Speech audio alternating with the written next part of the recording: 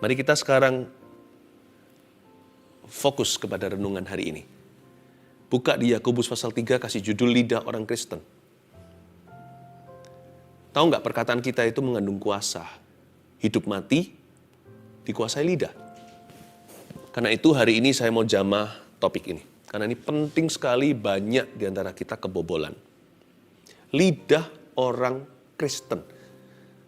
Jadi kalau kita jadi anak Tuhan, harus segenap hati dan seluruh hidup termasuk lidahnya diserahkan. Jangan jadi orang Kristen yang mengaku dirinya Kristen, tapi perkataannya tidak mencerminkan. Lidah itu berkuasa.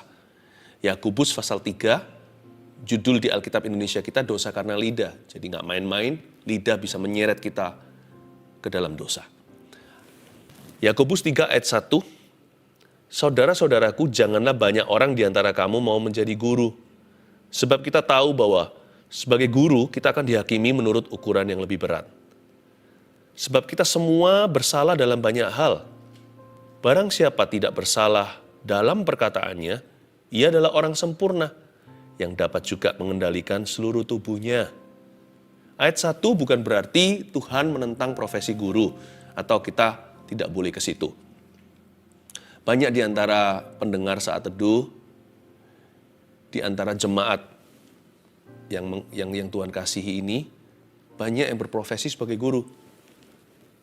Tetap teguhkan hati, itu panggilan loh. Tetapi ayat ini bicara begini loh, kita itu jangan sok-sokan ingin guruin orang lain. Yang penting kita itu belajar untuk true atau belajar untuk tulus dengan perkataan sendiri. Ucapkan kata-kata yang benar. Sebelum kita ngurusi urusan orang lain, urusi tubuhmu. Urusi badannya sendiri. Lidah itu susah dikekang. Jadi ayat ini bukan berarti anti profesi. Ayat ini mengajarkan tanggung jawab. Bahwa sebelum kita mencoba mengubah orang lain, minta Tuhan mengubah kita. Dan salah satu area tubuh yang paling susah untuk diubah, jikalau bukan yang paling sulit tentunya, adalah lidah. Di ayat 2 di sana diberikan satu standar sempurna. Sebab kita semua bersalah dalam banyak hal. You and I must agree, kita harus sepakat dan setuju dengan hal itu. Barang siapa nggak bersalah dalam perkataannya, seperti Yesus Kristus tidak pernah terjebak dalam kata maupun kalimat. Barang siapa tidak pernah bersalah dalam perkataannya, orang itu adalah orang sempurna. Wah, jauh, kita semua pasti pernah salah dalam perkataan kita. Ayat 2 ini mengajarkan kita untuk memilih kata-kata yang menyenangkan hati Tuhan. Jadi kita nggak perlu fasih lidah, apalagi sempurna. Pasti kita pernah terpelecok dalam kata-kata yang kita sesali nanti, atau kita ceroboh, kurang bijaksana, atau pemilihan kata kita kurang sempurna, namanya manusia. Jadi Tuhan memberi ruang untuk kita melakukan kesalahan. Ayat ini bukan berarti kita harus jadi sempurna sedetik ini juga hari ini. Ayat ini menggarisbawahi kepada kita bahwa kita harus hati-hati gunakan mulut. Hati-hati memakai lidah. Seperti lagu sekolah minggu, hati-hati gunakan matamu, jangan lupa lidah. Ayat ini penting sekali memberi kita standar bahwa Kristen itu dimulai dari lidah api. Bukankah pada hari Pentakosta, Roh Kudus turun sebagai lidah api, bukan mata api kan? Bukan kuping api, bukan hidung api, bukan tangan api, bahkan kaki api, lidah api. Karena barang siapa menyerahkan lidahnya pada Tuhan, seluruh tubuhnya pun akan nurut. Lidah itu kekang, lidah itu nahkoda. Makanya itu Roh Kudus pertama-tama langsung kendalikan lidah murid-muridnya. Dari situlah seluruh tubuh dipenuhi oleh kuasa Allah. Lalu Petrus kemana-mana memberitakan Injil, menyembuhkan orang. Pilih kata-kata yang menyenangkan Tuhan. Tidak harus fasih lidah, apalagi sempurna. Dan kalau kita salah berkata-kata, gimana? Apakah ada kesempatan kedua? Untungnya tidak semua perkataan kita itu terjadi. Bersyukurlah kalau semua perkataan kita diresponi oleh Tuhan, segala kalimat kita dijalankan oleh Tuhan Yesus, kemungkinan besar kita mati muda atau orang lain mati muda karena perkataan kita. Untungnya tidak semua kutuk sumpah serapah itu diresponi oleh Roh Kudus. Tapi kita harus cepat berbalik, cepat bertobat kalau kita tahu kita barusan mengatakan sesuatu yang salah. Sebelum ditangkap setan, cepat berbalik di ronde kedua. Tuhan itu tidak pernah langsung kita salah ngomong apa, langsung dicambuk, itu enggak. Dia mengajari untuk kita mengampuni 7 kali, 70 kali 7 bahkan. Seringkali perkataan kita itu dikasih toleransi hingga ronde ke-7 baru diresponi. Kalau sampai ronde ke-7 kita nggak berbalik, berarti kita tegar tengkuk. Kalau kita menyadari ada suatu kalimat atau kata-kata yang melukai orang lain, cepat berbalik. Kalau ada kata-kata yang mengutuki orang lain atau mengutuki dirimu sendiri, cepat cabut. Ayat 3 bunyinya, kita mengenakan kekang pada mulut kuda, sehingga ia menuruti kehendak kita. Dengan jalan demikian, kita dapat juga mengendalikan seluruh tubuhnya. Jadi lidah seperti kekang, harus ada remnya. Dan lihat saja, kapal-kapal walaupun amat besar dan digerakkan oleh angin keras, namun dapat dikendalikan oleh kemudi yang amat kecil menurut kehendak jurumudi. Apa yang saya katakan tadi? Lidah itu nahkoda, bukan? Demikian juga lidah walaupun satu anggota kecil dari tubuh, namun dapat memegahkan perkara-perkara yang besar. Lihatlah, betapapun kecilnya api, ia dapat membakar hutan yang besar. Lidah itu penuh dengan kuasa. Betul sekali firman Allah. Hidup mati dikuasai lidah. Siapa suka mendengungkannya akan menuai buahnya, baik yang baik atau yang buruk. Karena itu, biasakan mengucapkan kata-kata yang optimis, bukan yang pesimis. Yang positif, bukan negatif. Belum lagi saya bicara tentang firman Allah loh ya. Itu hanya kata-kata positif saja. Terlebih lagi bagi umat pilihan Tuhan untuk kita membiasakan diri mengucapkan kata-kata yang sesuai dengan firman Allah. Ucapkan firman Tuhan. Ada kuasa dalam pengakuan iman. Ada kuasa dalam perkataan. Apalagi perkataan orang-orang yang percaya kepada Tuhan Yesus. Kita sebagai anak raja ini kata-kata kita penuh dengan kuasa. Jangan isi mulut dengan keluhan melulu. Belajar mengisinya dengan pujian. Sebab lidah kita itu bukan hanya kekang, harus direm. Lidah kita itu juga api selain nahkoda. Dia bisa menyalakan seluruh tubuh. Dia bisa mengubah nasib. Dia bisa seperti api kecil membakar seluruh hutan. Bisa hangus total hutan yang jutaan hektar bahkan. Ayat 6 bunyinya begini. Lidah pun adalah api. Ia merupakan suatu dunia kejahatan dan mengambil tempat di antara anggota-anggota tubuh kita sebagai sesuatu yang dapat menodai seluruh tubuh dan menyalakan roda kehidupan kita, sedang ia sendiri dinyalakan oleh api neraka. Wah, bahaya. Aduh, Pastor Philip, mungkin kalau pendeta sempurna kali kata-katanya. Enggak, kita semua pasti pernah bersalah dalam kata-kata, termasuk saya. Nah, sekarang saya sharing. Saya berikan kesaksian bagaimana saya menanggulanginya kalau saya salah ngomong sesuatu. Itulah gunanya I'm sorry atau saya minta maaf kepadamu. Tuhan itu tidak mengizinkan kita terus tegar tengkuk, terus pengku sampai ronde 7. Sampai kita melewati marker pengampunan sehingga kutuk terjadi. Tenanglah, Tuhan itu baik. Perkataan yang baik diresponi Tuhan langsung. Perkataan yang kurang baik dari mulut kita, asal kita ada hati untuk berbalik pada Tuhan, seringkali Tuhan tunda sampai meresponinya. Jadi jangan merasa, aduh mati aku kiamat, aku sudah ngomong begini, gimana ini? Ya, cepat-cepat panggil nama Yesus. Saya kalau mengucapkan suatu kata-kata yang saya tiba-tiba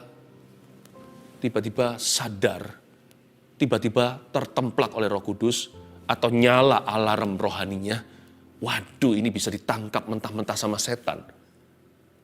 Entah kalimat yang mungkin sifatnya mengikat. Mungkin katakan, kalau kamu begini terus, papa bisa mati muda. Berapa banyak orang tua kalau lagi marah sama anaknya, ngomongnya enggak. Berlebihan lah ya. Kesalahannya enggak seberapa, kita bisa reaksinya melebihi. Pernah kan pasti? Kita semua pernah seputar itu. Dan waktu kita mengatakan, kalau begini terus, papa bisa mati muda. Atau mama bisa mati muda. Lalu kita takut, adu kutuk akan terjadi. Cepatlah doa. Untungnya ada kasih menutupi banyak kesalahan. Belum terlambat untuk ngomong sama anaknya, sorry papa ngomongnya gegabah. Doakan ya, dengan rendah hati dan banyak kasih, lebih banyak lagi kesalahan itu ditutupi. Tapi sebelum itu kalau Anda tiba-tiba merasa, aduh mati, kenapa aku berkata begini? Cepatlah berlutut. Panggil nama Yesus dan berkata, Tuhan ini belum ronde 7. Di ronde 1 aku salah kaprah. Ronde 2 Tuhan maafkanlah. Tuhan aku bertobat dari perkataan itu. Mohon Tuhan cabut saat ini juga di dalam nama Yesus. Basuh aku di dalam darah-Mu anak domba Allah. Seperti Yesaya, jamah lidah bibirku, sucikan kuduskan. Dan aku bertobat dan beriku kuasa dan anugerah untuk tidak lagi mengulangi kata-kata seperti itu. Tidak terjebak atau kepancing emosi sehingga gegabah dalam berkata-kata. Ingatkan aku Tuhan bahwa lidahku itu nakoda. Lidahku itu seperti pintu besar bisa buka celah atau bisa buka kepada Tuhan. Lidah itu bisa menjadi pintu anugerah, bisa jadi pintu kutuk pula. Aku tutup terhadap kutuk, aku buka terhadap berkat. Maafkan aku Tuhan, beriku kuasa dan kasih karunia untuk tidak jatuh di lubang yang sama. Dalam nama Yesus. Amin. Boom, langsung tercabut. Yakinlah Allah kita itu murah hati. Tapi kalau perkataan kita, I love you Jesus, pakailah saya. Jadikan keluargaku berkat daripadamu di dunia. Ya Tuhan, as for me and my house, aku dan seisi rumah tanggaku, kami akan melayani Engkau. Langsung diresponi Tuhan di ronde 1. Belum amin, sudah terjadi. Belum tutup doa, sudah kejadian. Semua yang benar, semua yang baik, semua yang adil, yang manis, yang suci, yang dipikirkan dan dikatakan itu. Kalau sampai ke tata Tuhan, nggak usah tunggu besok hari atau 1 jam kemudian. Allah kita bukan Allah yang bertele-tele. Dia yang ajarkan kepada umatnya, Yesus beri perumpamaan. Kalau berdoa jangan seperti orang Farisi.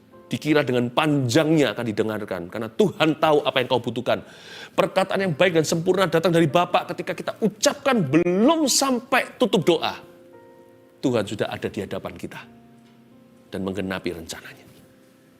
Tapi kalau perkataan yang salah, asal kita tidak keraskan hati sampai ronde ke-7 istilahnya. Tuhan akan menanti because He is slow to anger. Allah kita tuh lamban dalam amarah. Banggalah, bahagialah kita punya Tuhan yang demikian. Jadi lidah itu bahaya? Iya. Tapi karena Tuhan, kita dapat kesempatan untuk memperbaikinya. Dan kalau yang kita salah orang lain ya nggak bisa doa sama Tuhan doang. Doa sama Tuhan memberi kita kekuatan untuk datang ke mereka dan minta maaf. Untuk say I'm sorry. Kalau Anda pernah kasar dengan anak Anda atau keluarga, atau sama istri sendiri, atau dengan suami. Setelah I'm sorry tidak berhenti di situ. Hari-hari berikutnya, isilah dengan kasih. Lupa, pasti nanti akan dilupakan perkataan itu. Jadi jangan biasakan kalau berantem nih suami istri, dikit-dikit cerai. Atau kata-kata kita pakai khusus untuk menusuk mereka. Tujuannya adalah untuk melukai. Kamu tidak seperti eksku atau pacarku dulu. Kalau itu terus-terus dikumandangkan, ya lama-lama keracunan pernikahan. Kalau Anda sudah pernah lakukan di belakang, udah jangan dihitung lagi. Mulai hari ini, kata Yesus kepada si pezina itu, sin no more. Go and sin no more. Pergilah dan jangan berbuat dosa lagi. Yang penting kan, ke depan kan. Jikalau Tuhan berkata hendak mencabut satu negara, hendak menghukumnya. Tapi kalau dia bertobat, Tuhan menyesali hukumannya. Dan Tuhan tidak akan lakukan, tapi memberkati mereka. Tapi orang kalau diberkati Tuhan, orang benar. Tapi dia setelah itu berhenti jadi orang yang benar dan melakukan kesalahan. Dan terus keras kepala dan tekun melakukan kesalahan itu. Tuhan berkata, semua janjiku di belakang, semua berkat yang telah kuberikan dan akan kuberikan, kubatalkan dan orang itu akan kuhukum. Yeremia kan bilang begitu. Ketika dia dapat firman, ketika pergi ke tukang periuk, bukan?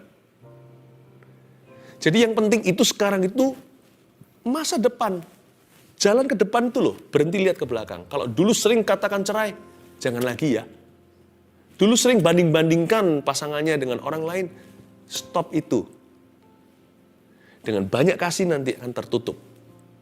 Tuhan akan hitung-hitung. Yang dulu gimana bayarnya? Udah dibayar oleh Kristus di kayu salib. Go and sin no more. Go and say that no more. Pergilah dan jangan katakan itu lagi. Jangan bilang cerai-cerai. Ceraikan kata cerai dari mulutmu. Jangan ulangi. Karena lidah itu bahaya. Tetapi dalam Tuhan, Dia selalu memberi kesempatan. Asal jangan kita mencobai Tuhan. Dan jangan remehkan kasih karunia. Dengan terus melakukan itu secara sengaja. Yang sakit nanti dirimu sendiri. Diriku, kita yang sakit bukan Tuhan Yesus. Kita yang menanggungnya kalau pernikahan tidak bahagia. Anak-anak kita yang menderita. Kalau Tuhan berkata hentikan, hentikan. Sekalipun setelah Anda hentikan, apapun itu juga yang pernah melukai, pasangan Anda masih ingat, biarin gak apa-apa. Beri alasan untuk mengingat hal-hal yang positif. Mulai investasi perkara benar. Mulai lakukan apa yang membangun. Mulai katakan apa yang dari kasih. Lama-lama, apa yang di belakang itu luntur sendiri. Yang penting kan yang di depan. Tidak pernah terlambat untuk berbalik. Tidak pernah terlambat untuk bertobat. Tidak pernah terlambat untuk berubah. Lidah itu penuh kuasa bukan untuk menghancurkan. Untuk membangun juga kuasa lidah. Kalau lidah kita mulai hari ini diserahkan pada Tuhan, betul-betul jadi lidah anak Tuhan, lidah orang Kristen beneran. Segala kondisi di belakang bisa di-reverse, bisa diputar balikan. Perlu waktu memang, kadang-kadang gak semalam. Memori kan masih ada. Tapi setelah dipenuhi dengan memori indah dan lidah yang membangun sesamanya, reputasimu pun akan bersih. Tunggulah, tekunlah. Lidah kita juga punya kuasa memutarbalikkan dari yang jahat menjadi baik. Isilah dengan firman. Ayat yang berikutnya, ayat 7, semua jenis binatang liar, burung-burung serta binatang-binatang menjalar, dan binatang-binatang laut dapat dijinakkan dan telah dijinakkan oleh sifat manusia. Tetapi tidak seorang pun yang berkuasa menjinakkan lidah. Catat itu. Ia adalah sesuatu yang buas, yang tak terkuasai, dan penuh racun yang mematikan. Dengan lidah kita memuji Tuhan Bapa kita, dan dengan lidah kita mengutuki manusia yang diciptakan menurut rupa Allah. Dari mulut yang satu keluar berkat dan kutuk. Hal ini, saudara-saudaraku, nggak boleh demikian terjadi. Adakah sumber memancarkan air tawar dan air pahit dari mata air yang sama? Saudara-saudaraku, adakah pohon ara dapat menghasilkan buah zaitun? Dan adakah pohon anggur dapat menghasilkan buah arah? Demikian juga mata air asin nggak dapat mengeluarkan air tawar. Wow, ternyata ada dua tipe lidah yang berlawanan. Yang satu lidah orang Kristen, yang satu lagi saya sebut lidah yang non-Kristen. Kadang-kadang ditemukan juga di mulut orang Kristen loh, lidah demikian. Lidah itu penuh dengan kuasa, bisa meracuni. But do you know that? Kabar baiknya, lidah juga bisa menyembuhkan kalau diisi firman. Jadi tergantung, mau pakai kekuatan negatif atau kekuatan positif. Kekuatan setan atau kekuatan firman. Catat ada 4 lidah non-Kristen. Jangan sampai ditemukan di dalam mulut Anda dan saya. Kita bisa Kristen satu tubuh, lidahnya non-Kristen. Bisa itu. Banyak itu. Karena itu 4 lidah jahat ini. Lidah yang buruk ini. Mari kita serahkan kepada Tuhan Yesus untuk diubahkan di saat teduh ini. Yang pertama, lidah jahat. Ini yang saya sebut sinis, sarkas, suka jelek-jelekin, dan bocorkan rahasia teman. Itu dia. Itu definisi lidah jahat. Lidahnya sinis, tajam, seperti ada duri, bukan pedang bermata 2, tapi pedang setan, saudara. Kemana-mana selalu bunuh karakter orang. Nah, lidah itu punya extension sekarang. Kalau kita colokan gitu kurang panjang, kan ada extensionnya. Zaman sekarang seperti ini media, lidah kita itu bisa diwakili jari kita yang ketik di HP, laptop, dan sebagainya. kita bisa menggunakan kata-kata yang untuk membunuh. Kalimat-kalimat yang menjatuhkan. Sinis orangnya. Bahkan jarinya aja begitu jahat, apalagi orangnya nanti. Kalau ketemu beneran, sinis sekali orangnya. Sama orang gak kenal aja bisa bentak-bentak, bisa sindir-sindir. Kurang ramah dan gak baik. Selain itu sarkastik.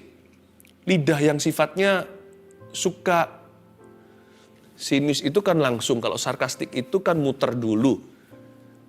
Pakai cara sindir dan sebagainya. Hati-hati gunakan lidahmu. Kalau kita ada sesuatu yang kita mau utarakan pada sesama kita, pilihlah kata-kata dan pilihlah waktu. Bukan hanya itu, daripada kita menggosip ria, ngomong aja langsung ke orangnya. Kalau itu bersangkutan loh ya, sehingga kita tidak urusi urusan yang tidak perlu. Kalau kita berada di posisi, berada di radius pengaruh, dan kita tahu orang itu dan orang itu berhubungan dengan kita, maka kita bertanggung jawab untuk meluruskan. Kalau memang kita perlu, panggillah 4 mata. Setelah itu mungkin perlu diskusi, ada pihak ketiga yang bisa bertanggung jawab dan cukup dewasa rohani untuk kita bisa bicara bersama. Ada caranya semuanya. Tujuan tidak bisa menghalalkan segala cara. Tuhan menguji lidah kita. Apakah lidah kita itu sinis atau enggak? Sarkastik atau tidak terhadap orang lain. Suka jelek-jelekin orang lain itu juga jahat di mata Allah. Kelihatannya hak-haknya gua, nggak bisa. Lidah kita ini kan sudah dibaptis. Atau mungkin semua tubuh kita ini sudah mati bersama dengan Kristus kecuali lidah. Jangan-jangan nanti lidah itu membunuh seluruh hidupmu. Dan suka bocorkan rahasia orang itu juga suatu kejahatan. Meskipun nggak kelihatannya jahat, cuman teledor. Tapi orang lain rugi dan harus menanggung konsekuensi. Belajar untuk confidential.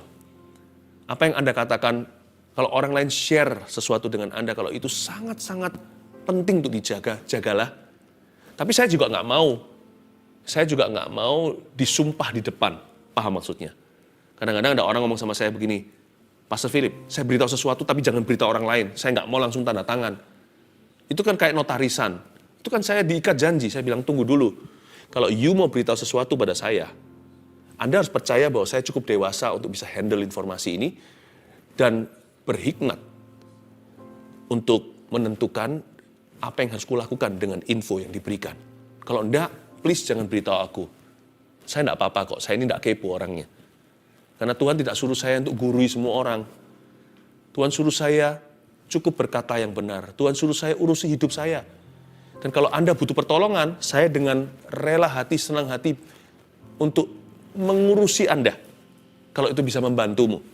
Tapi saya tidak mau diskakmat begitu. Saya beritahu sesuatu, jangan beritahu siapa-siapa. Saya bilang, itu up to me. Kalau enggak, jangan beritahu aku.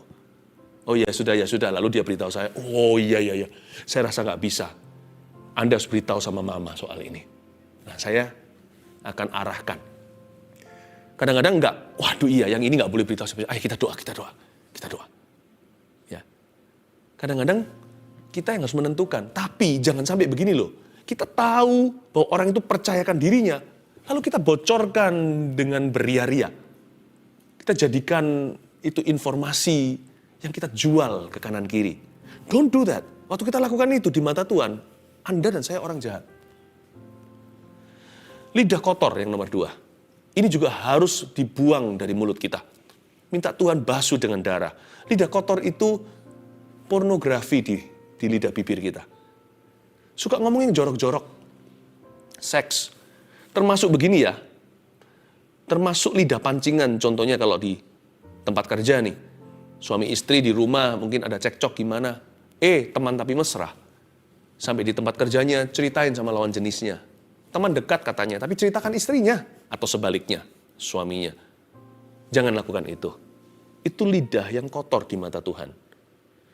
Karena di dalam Kidung Agung dikatakan, yang namanya your fountain, atau sumber airmu tidak boleh lumber sampai ke jalanan. Ada tatanan, ada jalurnya, yang pasti bukan teman tapi mesra. Dan ada orang yang suka kalau cowok sama cowok kumpul, ngomongin cewek, dan ngomongnya mulai nyerempet-nyerempet, sebaliknya juga sama. Avoid that. If they are really your friends, kalau mereka benar-benar teman Anda, mereka tidak akan menjerumuskan. Dan Anda juga jangan nikmati yang kayak gitu, itu sedap-sedapan yang bukan dari Tuhan. Selain itu sumpah serapah. Sumpah serapah itu juga berbagai macam bahasa kotor. Yang sekarang itu sering dipakai adalah Yesus malah. Nama Jesus bahkan. Atau kata-kata yang lain, kebun binatang keluar semua, yang jorok-jorok. Yang kayak gitu, anak Tuhan gimana sih? Saya pernah kenal satu orang yang mengaku anak Tuhan, sampai saya nggak tahan, saya beritahu sama dia, kalau kamu anak Tuhan, masa Roh Kudus dipaksa ngomong kalimat jorok itu dari mulutmu? Loh kan aku yang ngomong, nggak apa-apa, ini sudah kebiasaanku. This is culture, man. Ini kebudayaan. Bilang not culture. You dan Yesus, Anda dan Yesus sudah satu. Dia tinggal di dalam dirimu. Nah, kalau kita mengucapkan kalimat kata-kata begitu, bukankah Yesus disuruh sumpah serapah? Itu namanya menista Roh Allah. Itu namanya menginjak kasih karunia. Janganlah, jangan mendukakan Roh Kudus di dalam dirimu. Lidah kotor. Yang ketiga, lidah bohong. Lidah bohong juga jangan biasakan yang namanya gosip, fitnah, dusta hitam, dusta putih. Gosip itu, saya ulangi ya, saya sering katakan ini. Gosip itu beritanya bisa benar, alamatnya salah. Ngapain dicerita-ceritain? Emangnya orang yang kita ceritain itu bisa melakukan sesuatu? Kan hanya untuk kenikmatan sementara dan kenikmatan yang salah. Fitnah itu beritanya yang salah. Kita mengucapkan sesuatu yang sama sekali nggak terjadi. Bisa-bisa di mata Tuhan nanti kita dipandang sebagai orang yang sok tahu. Orang yang mau coba guruin padahal hidupnya sendiri nggak keruan. Gosip fitnah jauhi. Udahlah, yang sehat gitu loh kalau kita ngobrol-ngobrol sama orang. Yang nggak perlu kita tengking-tengking orang kalau orang maunya gosip fitnah. Jauhi saja, jangan duduk bersama dengan pencemooh. Bohong hitam, bohong putih. Bohong hitam sudah tahu lah ya, bohong putih. Mama ada nggak? Nggak ada. Memang perlu berpikir lebih keras sih untuk hidup kudus. Untuk jaga lidah, supaya lidah kita itu lain kali kalau kita berdoa itu didengar Tuhan. Sekali tengking setan, dalam nama Yesus, setan tunduk. Nah kalau lidah kita seperti setan, tengking setan, setan berkata, sepupu kok lawan saudaranya. Nah, kalau setan menganggap kita saudaranya akan celaka. Lidah kita ini harus suci kudus, supaya bisa main perintah sama setan, supaya bisa masuk hadirat Tuhan. Lidah putih, dosa putih, nggak harus terjadi. Jadi kalau kita, contohnya nih, telepon mama ada nggak? Mama ada di sebelah bilang nggak ada. Karena mama tidak rohani, mungkin belum mengerti. Kita bisa jawabnya begini, bisa saya terima pesannya dulu. Loh mama di mana? Sekarang tidak bisa angkat telepon. Di mana? Boleh saya terima pesannya? Kan nggak harus berbohong kan? Baik mama di samping atau mama nggak ada di rumah, mama pergi kali. Saya tidak akan menjawab dan memberimu informasi karena mama melarangnya. Mama tidak di sini. Sebagai anak muda, saya tahu kebenaran, saya bisa menengahi supaya mama jangan jatuh dalam dosa. Dua-dua kami jangan jadi salah. Tapi orang tersebut juga mendapatkan kebenaran. Bisa nggak saya terima dulu pesan Anda? Nanti saya sampaikan. Ya kan? Nggak perlu harus dusta putih kalau kita punya hikmat Salomo. Firman itu ngajari kita untuk bijak.